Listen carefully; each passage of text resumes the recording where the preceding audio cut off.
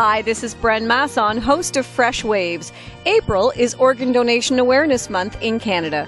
If you haven't already done so, please go to beadonor.ca and register as an organ donor.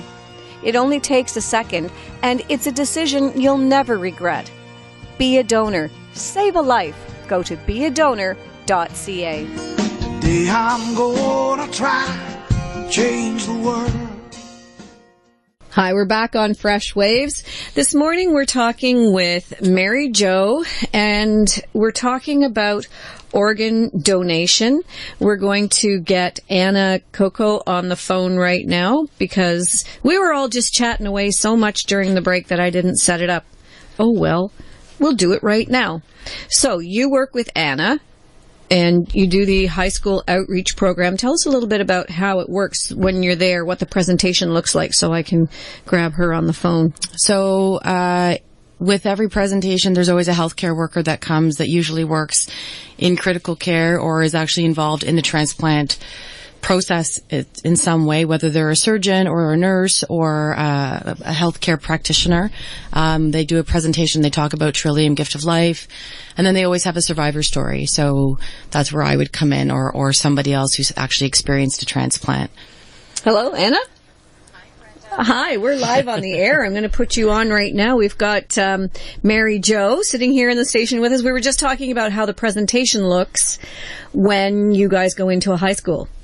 Hi, Mary Jo. Hi.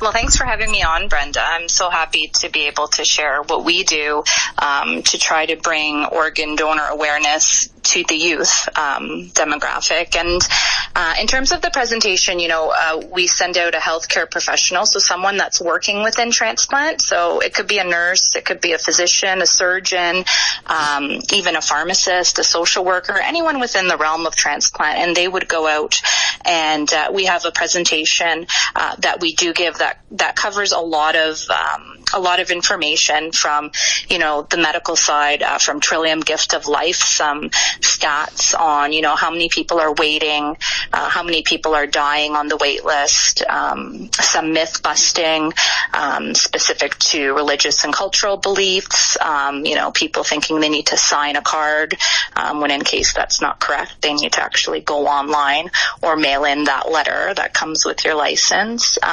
Or that age-old myth of they're going to not work as hard to save you if you've donated your organs. I hear that so often. It's incredible to me that people still think that. There's also I think it's just I almost think it's a cop-out in a sense, because it's a way for people not to do it if they think that. And medical professionals, their job is to help people. If you really believe that that's what's going to happen, it's hard to argue that with somebody that believes that so adamantly, but it is what it is. Well, yeah, and the fact that there is actually a separate, there's separate people at the hospital dealing with the organ transplant. It's not your doctor, it's not your nurse, it's someone different. And we've had our critical care nurse on to say, she's nodding her head in the background right now, she knows that that's exactly how it works. There's also a lot of religious beliefs that we have to, and Anna can probably speak more to that than me, but when we go and I send out all my speakers, I arm them with, all sorts of materials so that they can bring home, not only the Trillium Gift of Life, Service Ontario brochure that talks about being a donor, but also, if we're going into a Catholic school, we've got a Catholic brochure that talks about, the Catholic faith and where they stand. Similarly for Jewish, similarly for Hindu. So, all major religions support organ donations. So we really want to bring that home, because a lot of times within family generations, older relatives may think, no, this is not something that we can do. When in fact, their high school, granddaughter will bring home something that specifically says, no, this is supported. So they also worry about their body being mutilated in some way, and that they can't. You get a lot of really interesting questions from the kids, and they're fair. There's no way they would know this unless they ask. So the presentation is really quite good. It's very informative. And it does give these kids a full range of information that they would never know otherwise. It's not in our healthcare system, unfortunately, and I wish it was. Do parents ever ask you if, or suggest that the kids may be too young to hear this message? Usually when we book out, so we have the Toronto Catholic District School Board, as a board, is very supportive of our presentation, and they send it out every year, and we've been to almost 90% of all high schools in that board. Toronto District School Board, we have ways to go. There's obviously more schools in that board, but really what happens is when a teacher connects with me, a teacher, a head of science, or a principal, vice principal, usually they have to, go to their higher up to say, hey, we want to do this. So a lot of times they've done that already. So a teacher would go and talk to their vice principal, or principals say they want to do this, because they usually, if they're doing an assembly or something like that, they need to book the gym or the library for that sort of thing. And we've not seen it. Like, I've not heard anything on my end. There are, unfortunately, some teachers that don't support our messaging, and so obviously we don't go into those schools. But overall, the teachers that have connected, they are supportive of this. They book every year. Their principals are supportive of this messaging, and we've not had anyone come back to us, at least, to say, we don't want this. Okay, well, that's good to know. That is good to know. So tell us what the presentation looks like. Is it a video? Is it a PowerPoint presentation? Yeah, so it is a PowerPoint presentation. I send my healthcare professionals out to go with the USB key and all the materials. And, the presentation is targeted in a way so that the youth can really be impacted. So we start off with stories of, teenagers such as themselves, in the process, so either being ill, waiting for a transplant, and we kind of hit them with the fact that here is someone that that has this disease. They're waiting for an organ, and then next slide is, unfortunately, she died waiting on the list. And so 1 in 3 people are dying. So it really hits home for them to be like, wow, that's someone that I could have gone to school with. And then we share some more photos about people that were waiting, and then after transplant. So this is what they're doing now. They're graduating university. They're teachers. They're doing things with their life in such a positive way. And hand in hand with that, we're also showing them diseased organs and what they look like, and asking them, what organ do you think this is, looking at this? That's and one of the most popular parts of the presentation. Healthy organ. And so talking a bit about that and a bit about each organ. So, some of this they've learned in their curriculum, especially if they're science students in the biology. But we want to show, this is what an unhealthy liver looks like. This is what a healthy one should look like. So we're doing a lot of that image intensive media within. That's what they relate to. They like that kind of thing, don't they? That gets a lot of response. Yeah, we have to put a warning message obviously before, because looking at that, some people kind of get queasy. We sometimes have a student or two that have to leave the room just because they're sensitive to that. But by and large, that really impacts them to be like, whoa, that liver is 4 times the size as it should be, and it's all cystic and so it really relates to that. They do like visuals. I actually bring in the needles.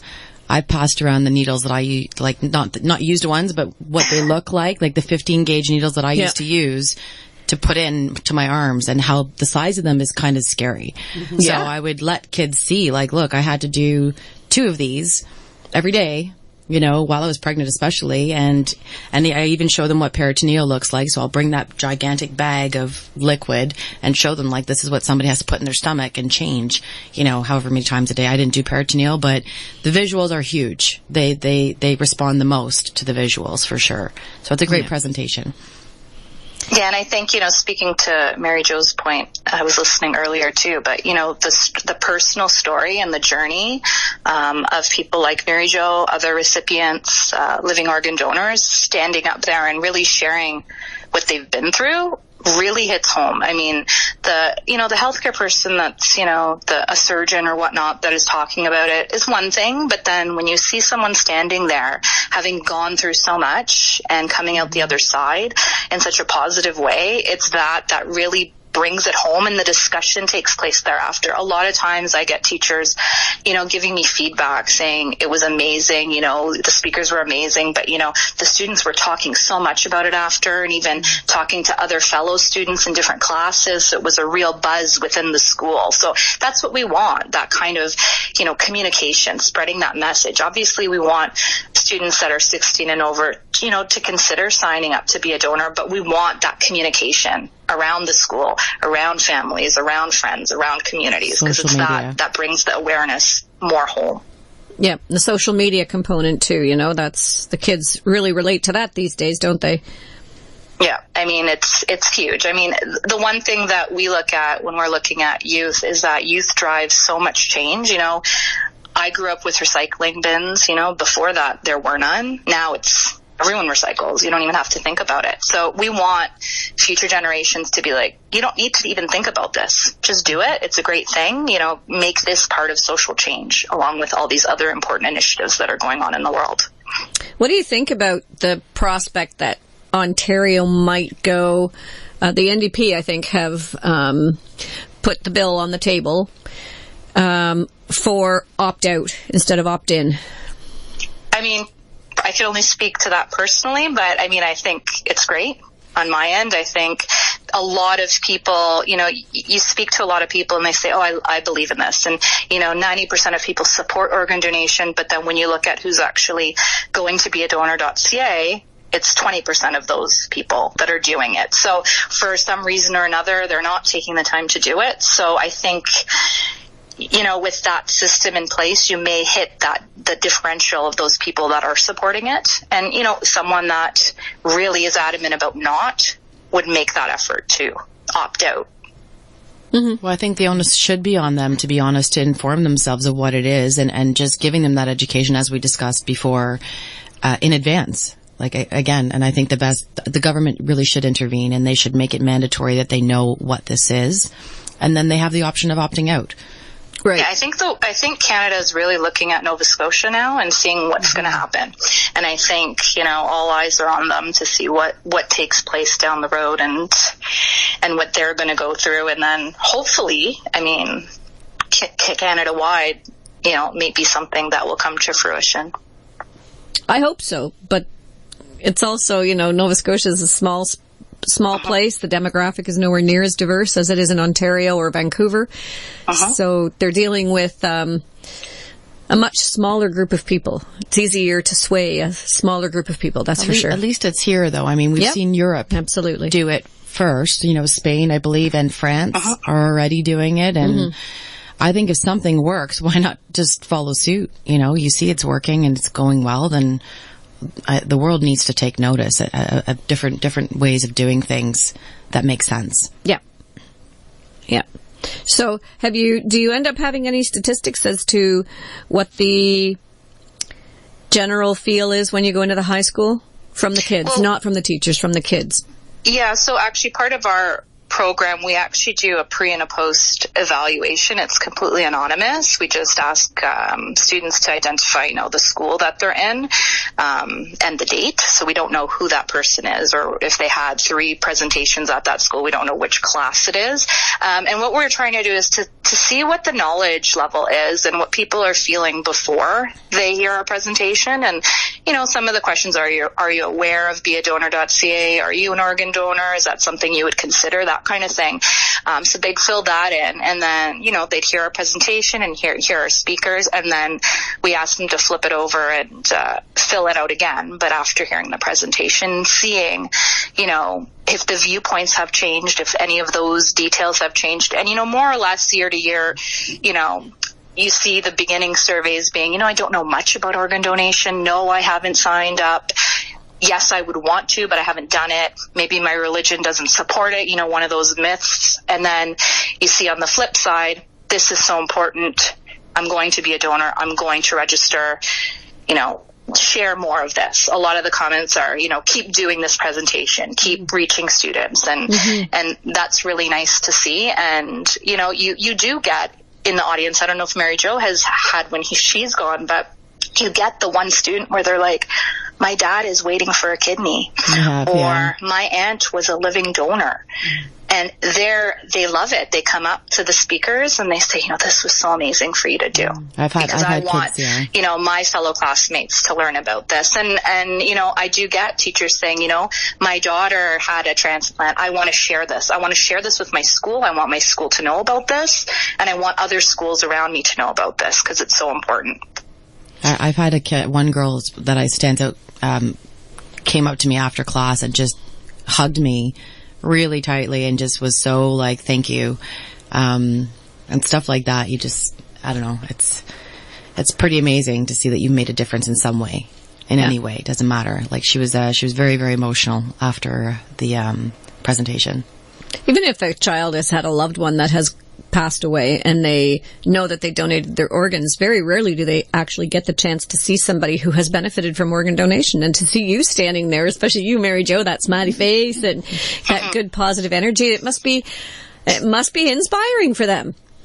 Yeah, it's a pretty cool experience, I think, on both ends. So I'm thrilled to have the opportunity to be able to do it because it's a new perspective for me too. Like I said, visiting kids in that age range and then seeing what they know, and it shows me something as well. Like it's a very, very cool experience. I'm glad we're doing it. Yeah. I'm glad we have the opportunity to do it and that they're receiving it so well. Right.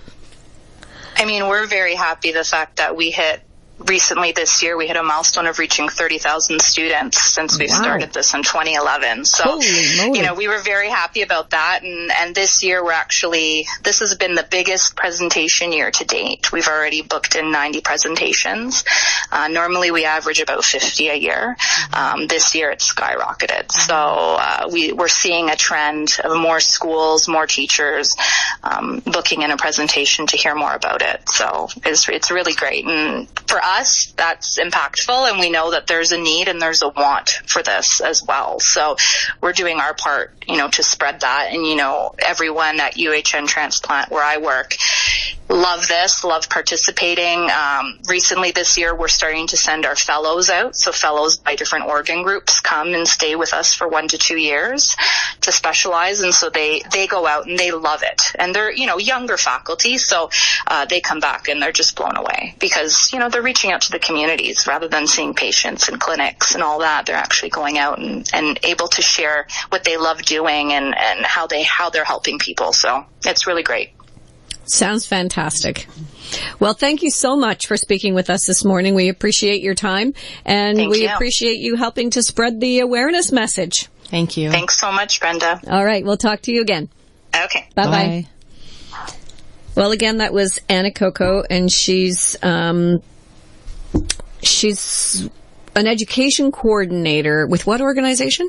It's the High School Outreach Initiative. Part of the Trillium Foundation, isn't it? Or I don't know if it's with Trillium. I'm sorry. All right. Well, we'll figure it out and we'll let you know. It'll be on our Facebook page anyway. And it's just an amazing program. Yeah, it is. I think it's a great program. We're going to take a little break, and when we come back, we'll be speaking with Rick, who is a she. She's a she. Yeah. Ricky? The director Rick. of... She's the director of that documentary that we've been speaking about. Mm-hmm. And I'm fascinated to see what she has to say. We've had some questions about that documentary. And we'll be doing that right after this little break. You're listening to Fresh Waves on Whistle FM. Stay tuned. Hi, this is Bren Masson, host of Fresh Waves. April is Organ Donation Awareness Month in Canada. If you haven't already done so, please go to beadonor.ca and register as an organ donor. It only takes a second, and it's a decision you'll never regret. Be a donor. Save a life. Go to beadonor.ca. Today I'm gonna try to change the world.